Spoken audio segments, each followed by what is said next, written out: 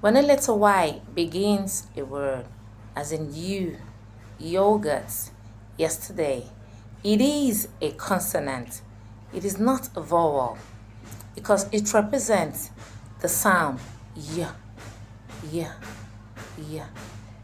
But when a letter Y is used in the middle or the end of a word, it is a vowel because it represents the sound E or I.